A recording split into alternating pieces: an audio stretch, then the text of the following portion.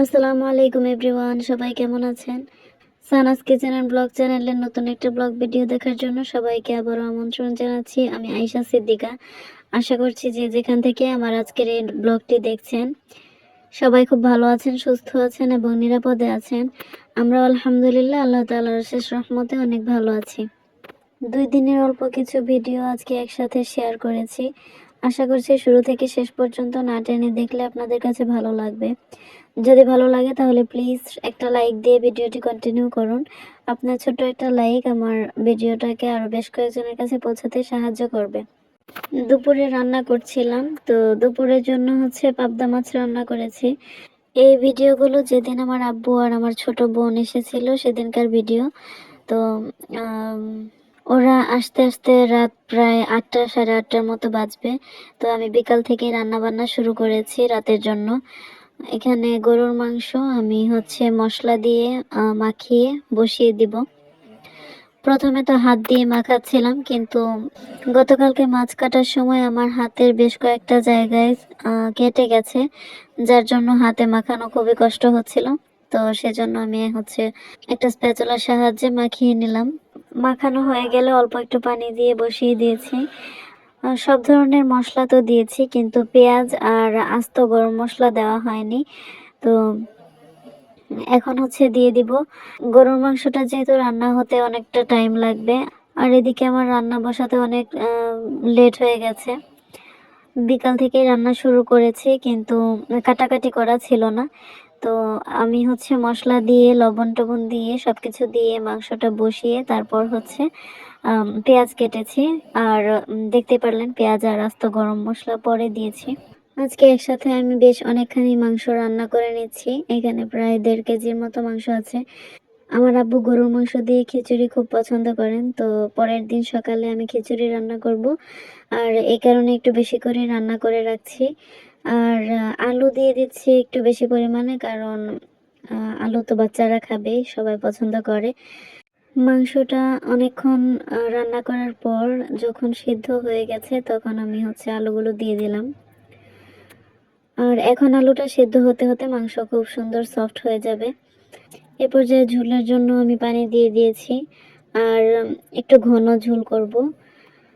আর এদিকে মাংস রান্নার পর আমি সবজি বসিয়ে দিয়েছি। সবজিটা আমি সব ধরনের সবজি একসাথে রাইস কুকারে সিদ্ধ করে নিয়েছি। আর এখন মশলার সাথে কষিয়ে নেব। সিদ্ধ করে রাখা সবজিগুলো মশলার সাথে মিক্স করে তারপর আমি মিষ্টি কুমড়া দিয়ে দিলাম। আর মিষ্টি কুমড়াটা যদি আগে ওইগুলোর সাথে সিদ্ধ হতে দিতাম তাহলে একদম গলে যেত। তো এই কারণে আসলে শেষ পর্যায়ে দেওয়া। আর আজকে সবজিতে আমি ম্যাজিক মশলা ইউজ করব। ম্যাজিক মশলা ইউজ করলে অনেক খাবারেরই স্বাদ বেড়ে যায়, কিন্তু কেন জানি না আমার কাছে এবারে সবজিটা খেতে ভালো লাগেনি। ম্যাজিক মশলাটা দেওয়ার আগে আমি টেস্ট করেছি, তখন খুব মজা হয়েছিল, কিন্তু এই মশলাটা দেওয়ার পর কেন জানি না ভালো লাগেনি। এমনিতে আমার কাছে এই মশলা দিয়ে যে কোনো খাবার খুব ভালো লাগে। তো যাই হোক, সময়ের অভাবে আমি খুব বেশি কিছু আয়োজন করতে পারিনি। এই অল্প কিছু খাবার রান্না করেছি। আর মাংস, সবজি, সাথে পাতলা ডাল রান্না করেছিলাম। আব্বু আর আমার বোন চলে এসেছে, আর ওদেরকে আমি খাবার দিয়ে দিয়েছি। ওদের সাথে আমিও খাবার খেয়ে নিয়েছি, কারণ সারাদিন আসলে কাজের ব্যস্ততায় আমার দুপুরে তেমন কিছু খাওয়া হয়নি। হালকা পাতলা খেয়েছিলাম।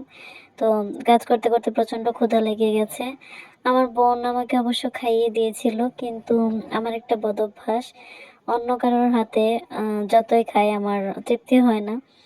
নিজে হাতে না খেলে আমার একদমই ভালো লাগে না। তো এজন্য আমি খাবারটা খেয়ে নিয়েছি। আর এখন সবকিছু গুছিয়ে রাখছি।